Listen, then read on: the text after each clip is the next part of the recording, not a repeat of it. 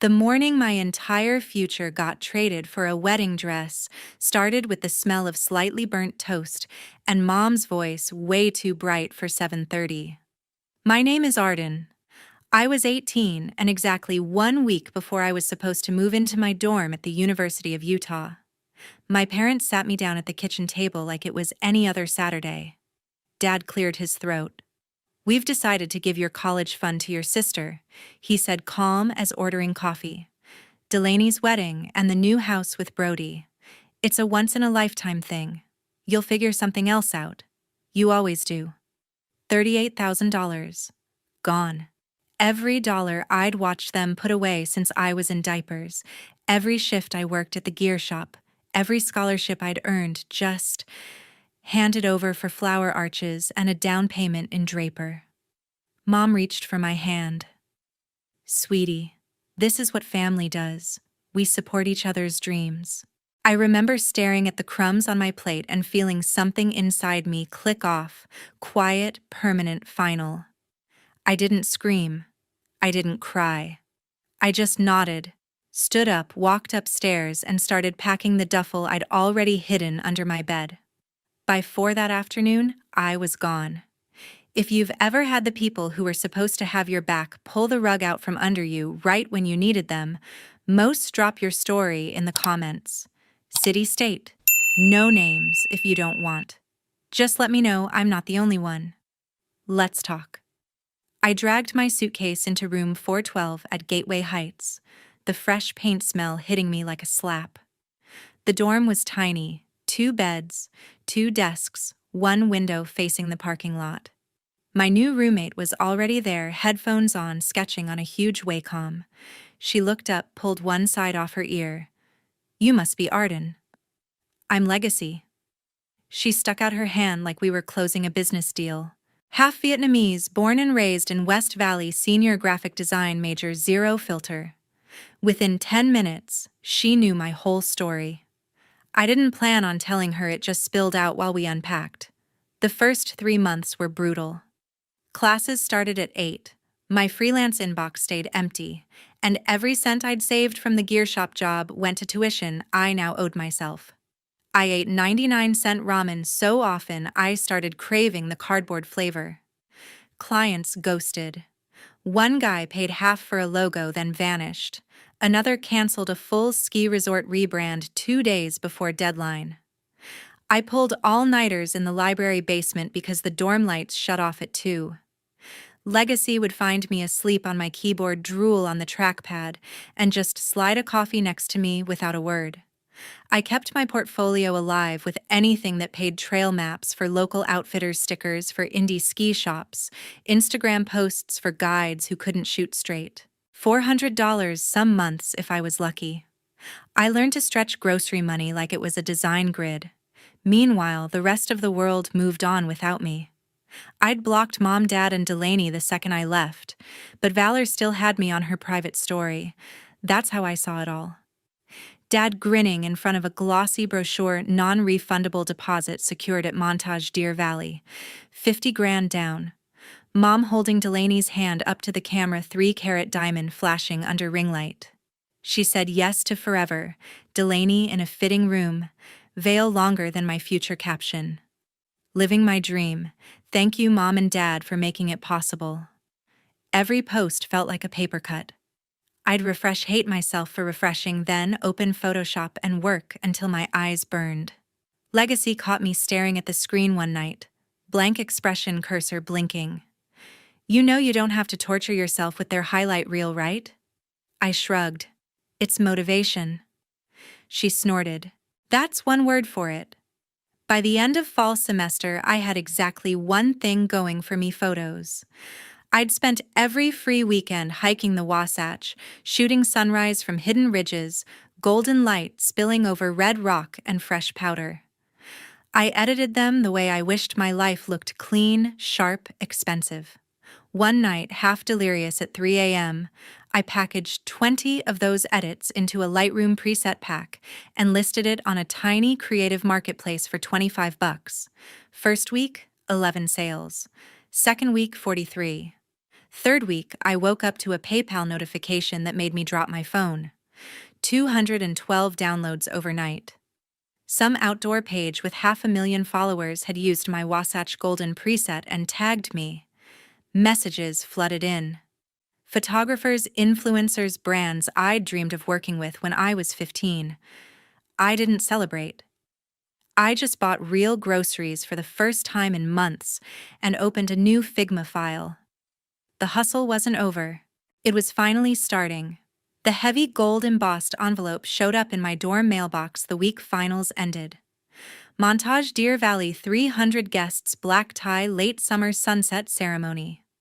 A separate card inside listed the gift registry, everything from a $7,500 espresso machine to a down payment on a house in Draper. I tossed the invitation straight into the recycling bin without RSVPing. I never met Brody in person more than twice, but the red flags had been screaming for months. He rolled up to family barbecues in a different leased Lamborghini every time, always just returned the last one. He bragged about flipping properties in Vegas, but when I Googled his name, nothing came up except unpaid parking tickets. Once at a graduation party for Valor, he cornered Dad in the garage and asked to borrow $10,000 for a sure-thing condo deal that closed next week. Dad wrote the check the same night. The wedding itself was exactly what $50,000 deposits buy in Park City. Ice sculptures, string quartet flying in from Denver Delaney in a dress that probably cost more than my first year of tuition. Legacy and I watched the live stream one of the cousins accidentally posted to a public story. My former bedroom had been converted into a bridal suite, overflowing with white roses. Mom kept zooming in on the ring every chance she got. 31 days later, my phone started blowing up.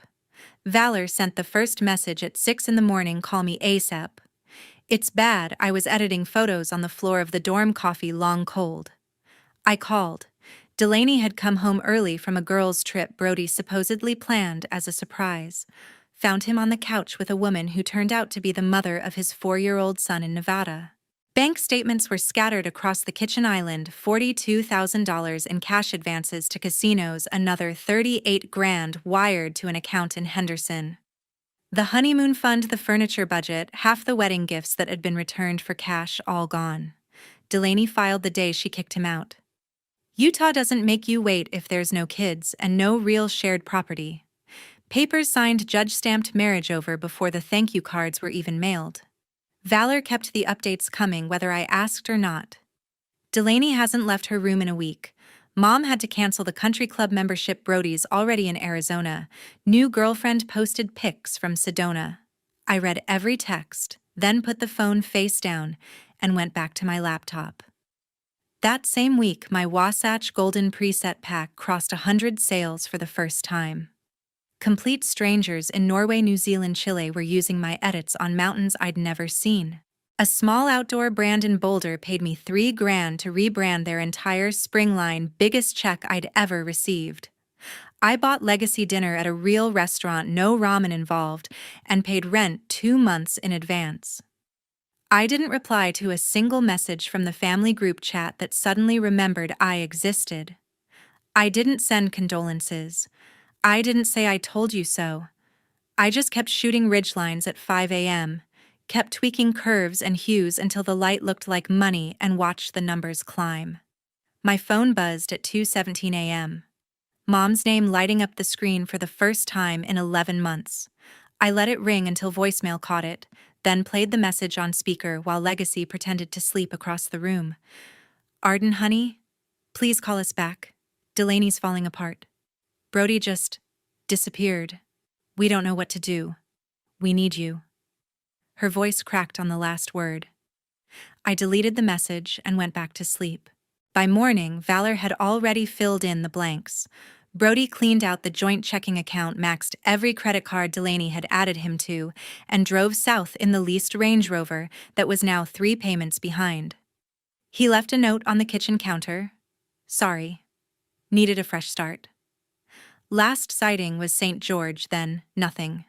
Phone off, socials deleted. The real bomb came 10 days later.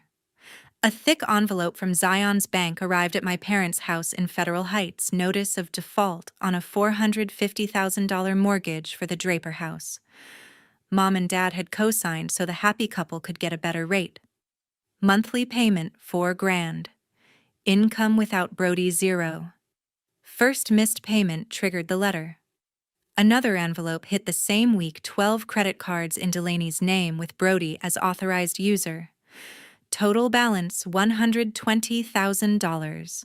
American Express alone was $38,000 in Vegas cash advances dated the week after the wedding. Mom called again that night. I picked up this time. Arden the bank says they'll start foreclosure in 90 days if we don't catch up. Your father's retirement is tied to the house. Please come home, just talk to us. Delaney hasn't eaten in days. I sat on the dorm floor surrounded by proof sheets for a new client. Mom, that money you're trying to save. That was my college fund. Remember, silence. Then a shaky breath. This is different. This is the whole family. I ended the call. 2 days later, I got my monthly payout email from the preset shop. $8,000 after fees, highest yet. I screen capped it, stared at the number for a long time, then opened apartments.com instead of calling back. Legacy came with me to see the place, a 1-bedroom in Sugar House, old brick building, huge east windows, 15 minutes from campus. Rent was steep, but I signed the lease the same day. The landlord handed me the keys and said, "Welcome home." I almost laughed at how those words sounded now. I moved in over a long weekend. 1 trip in Legacy's Subaru mattress desk, 2 boxes of clothes, camera gear, and every external drive I owned. No furniture yet, just a folding chair and the smell of possibility. That night, I sat on the empty living room floor eating takeout pad thai and opened another bank alert. A brand I'd cold emailed 3 months earlier, the one that makes those carbon fiber backpacks climbers lose their minds over, had just paid the second half of a $6,000 invoice. I transferred every extra cent into a new high-yield account labeled Never Again. Mom texted a photo the next morning, the dining room table buried under collection notices, Dad's head in his hands. Caption, "We're scared." I left her on red and booked a sunrise shoot on Mount Wire. The light was perfect golden and sharp, exactly like the future I was building, one frame at a time. I drove up the familiar slope to the red brick house in Federal Heights on a gray Sunday afternoon. The lawn looked tired, the BMW gone from the driveway, replaced by Mom's 10-year-old Highlander with a new dent in the fender. Dad opened the door before I knocked. He looked 10 years older, shirt, untucked, eyes red. Inside smelled like burnt coffee and desperation. Delaney sat on the living room couch in the same hoodie she wore the day she got engaged, knees pulled to her chest, mascara streaked down to her chin. Mom hovered with a box of tissues like it was a shield. They didn't hug me. Nobody said welcome home. Dad started first. "Sit down, Arden. We need to talk about the mortgage." I stayed standing. "I'm only here for my old passport. It's in the safe." Mom's voice cracked. "You knew Brody was bad news. Why didn't you warn us?" I looked at Delaney. She wouldn't meet my eyes. "I was 18, I said. "You didn't listen to me about anything else." "Why would this be different?" Dad rubbed his temples. "Look, we're short 4 payments. The bank's talking foreclosure. If you could just help with—" "How much do you think I make?" I cut in. Mom tried a weak smile. "Freelancing, right? A few hundred here and there. We're not asking for much, just enough to keep the house until Delaney gets back on her feet." Delaney finally spoke, voice raw. "I'm sorry. Okay, I didn't know he'd do this." I pulled the passport from the safe in Dad's office myself, flipped through the empty pages, slipped it into my back pocket. That $450,000 loan you co-signed, that $120,000 in credit card debt. That was my college fund you decided was better spent on a wedding and a down payment. Silence thick enough to choke on. Dad tried again. "Family helps family, Arden. That's how it works." I walked toward the door. "You taught me exactly how it works?" I learned. Mom grabbed my sleeve. Stay for dinner at least. Please. I looked at the dining table set for 4, the same table where they told me my future didn't matter as much as Delaney's big day. I already ate, I said, and stepped outside. The front door closed behind me with the softest click. Halfway down the hill, my phone lit up. An email from Peak Pulse Skiwear, the brand every serious skier in North America wears. Subject line: exclusive 6-month branding partnership. Let's talk numbers. I pulled over under a street lamp, opened the attachment, and stared at the offer. 6 figures up front. Creative control. My name on every campaign from Banff to Brighton. I accepted on the spot, right there in the cold car with the engine still running. Then I drove home to the apartment I paid for myself and started designing the future they never thought I'd have. The recording studio downtown buzzed with early morning energy ring lights warming up cold brew on ice. I walked in wearing the same Patagonia fleece I'd shot my first viral campaign in. The producer handed me headphones and a bottle of water. Barrett Holt greeted me with a firm handshake. Tall, calm, the kind of voice that could read a grocery list and still hit 1 million downloads. Host of The Summit, the podcast every female founder in America wanted on her resume. We started rolling. He asked the question everyone asks first. Arden, 21 years old, 50,000 preset downloads, 7-figure deal with Northridge Outdoor on the table. How I leaned into the mic. Simple. I got told my future wasn't worth investing in, so I invested in it myself. I told the whole story without names. The day my college fund vanished overnight for someone else's dream wedding, the ramen months. The first sale at 3 a.m. The campaign for Peak Pulse that blew up when a pro skier used my color grade on a viral powder edit and tagged me. 50,000 downloads in 30 days. Brands sliding into DMs instead of the other way around. 2 hours flew. Barrett never interrupted once. When we wrapped, he pulled off his headphones. That episode is going to break the internet. Also, I want in. Let's build an agency together. You handle creative, I'll bring capital and connections. 50-50. I stared at him. You're serious? Dead serious. Northridge just sent over the final contract this morning, 7 figures multi-year. Use the advance as seed money. Wasatch Creative Agency. You in? I didn't sleep that night. I opened Procreate and sketched the logo until sunrise. The episode dropped the following Monday. 2 million listens in the first week. Comments flooded, women sharing their own stories of being told they were Plan B. Brands emailing before I even woke up. Northridge wired the advance the same day, $1,250,000. Biggest check I'd ever seen. Legacy helped me lease a proper office in the Granary District, exposed brick mountain views room for a real team. We hired 3 junior designers and a project manager in the first month. Barrett flew in from Denver every other week. We built mood boards, pitched Fortune 500 outdoor companies, turned down more offers than we accepted. The agency valuation hit 8 figures before we celebrated our first anniversary. My phone exploded with notifications I never thought I'd see. Old high school friends congratulating me. Clients I'd once begged for $500 now offering 20 times that. And somewhere in the noise, a text from an unknown number. We heard the podcast. We're so proud. Can we talk? Mom, I archived the thread without replying. Wasatch Creative became the name every adventure brand wanted on their roster. I stopped counting downloads and started counting billboards with my work on I-80. Barrett and I stood on the new office balcony one evening, Salt Lake lights flickering below. You built this? He said. No, I answered. They tried to bury me. I just used the dirt to climb higher. The smell of turkey and mashed potatoes drifted through the house that late November afternoon.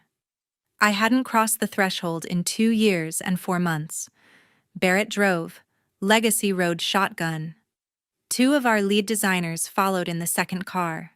We parked behind a row of unfamiliar sedans. The BMW and the Highlander were long gone. Mom opened the door in an apron, eyes wide, mouth open, but no sound coming out. Dad stood frozen behind her, holding a carving knife. Delaney hovered near the dining room archway, thinner hair dyed a cheap drugstore blonde. Nobody spoke. Barrett stepped forward, first, all 6'4" of him, easy smile. Happy Thanksgiving. Arden said we were invited. I walked in carrying a rolled-up vinyl backdrop under one arm. My team followed with ring lights and a camera bag. The dining room still had the same faded Give Thanks banner from when I was 12. Extended family, aunts, uncles, Valor, a dozen cousins sat around the extended table staring like we'd landed from another planet. Mom finally found her voice. Arden, you brought guests. Colleagues, I said. We're shooting the holiday card for the agency. Dad set the knife down. Agency. I unrolled the backdrop across the far wall, the one that used to hold family portraits. 8 feet wide, matte black, centered in crisp white wasatch. Creative, series a closed, $8,000. Gasps rippled around the table. Barrett shook Dad's hand like they were at a gala. Pleasure to meet Arden's family. She's the best creative director on the continent. We just closed our Series A yesterday. Thought today would be the perfect time to announce it properly. Phones came out. Cameras clicked. Someone whispered, $8 million. Delaney took a shaky step forward. Arden, can we talk? I'm so sorry. I never meant for I raised a palm. Calm, final. You got the dream wedding, the house, the ring, the life everyone was supposed to pay for. I looked at Mom, then Dad, then the rest of the room. I got the bill, and I paid it myself. Every cent. Then I turned it into this. I gestured to the backdrop, to Barrett, to my team already setting up lights. Mom's eyes filled. We didn't know it would turn out like this. You didn't care how it turned out for me? I said. That's the difference. Dad tried. We're still family. I met his gaze. Family doesn't trade one child's future for another's party. Family doesn't co-sign $500,000 because they want to look rich to their friends. Family doesn't wait until they need bailout money to remember the kid they threw away. Silence, thick enough to carve. I turned to my team. Let's get the shot. We posed in front of the backdrop, Barrett's arm around my shoulders, the designers laughing like we did this every day. 10 seconds, one click. Done. I rolled the vinyl back up. Delaney whispered, "Please stay." I walked to the door, paused just long enough to say the only sentence I owed them. You taught me exactly how much I was worth to you. I just raised my price. The door closed behind us. Barrett didn't ask questions until we were halfway down the hill. You okay? I watched the house shrink in the rearview mirror. Better than okay, I said. That was the last time. The last time I drove past the old neighborhood was an April morning, snow melting off the roofs in dirty rivers. I was on my way to the airport, Denver bound for good. The red brick house looked smaller than I remembered. A bright orange foreclosure sign hammered into the front lawn screamed auction. 30 days. A moving truck sat half-loaded in the driveway, boxes labeled Kitchen and Gerald, Office. Mom's Highlander was gone. A dented Corolla with expired tags took its place. I slowed just enough to see Dad carrying a cardboard box to the truck shoulders, hunched under a coat 2 sizes too big. Mom followed with a single suitcase. No furniture left inside, just echoes. Valor had sent one final update the week before. Delaney works full-time now at a little nail salon on State Street in South Salt Lake, the kind with neon open signs and plastic chairs. She does acrylics and pedicures for $20 a set. None of the girls she used to call besties answer her texts anymore. The montage wedding photos are gone from her Instagram. Her profile picture is just a blurry selfie in a black smock. I never replied to Valor's message. I didn't need to see it to know. Wasatch Creative's new headquarters opened in Lodo, Denver, 3 floors of glass and mountain views, 30 employees and growing. Barrett and I signed the lease the same week the Series A wire cleared. I changed my number the day the moving trucks pulled away from Sugar House. No forwarding address.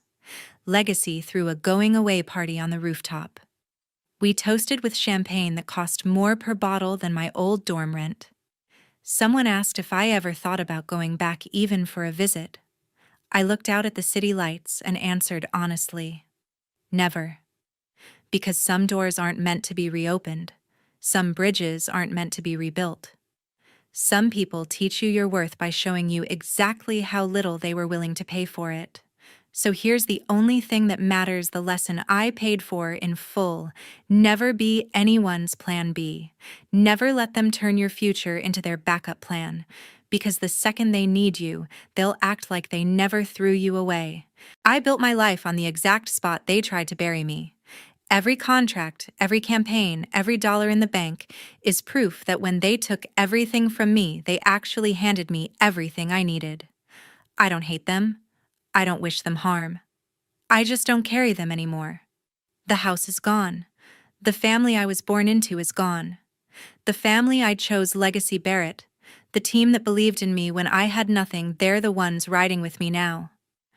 And that's the real ending. If you're out there grinding while the people who were supposed to lift you up keep pulling the ladder away, keep going.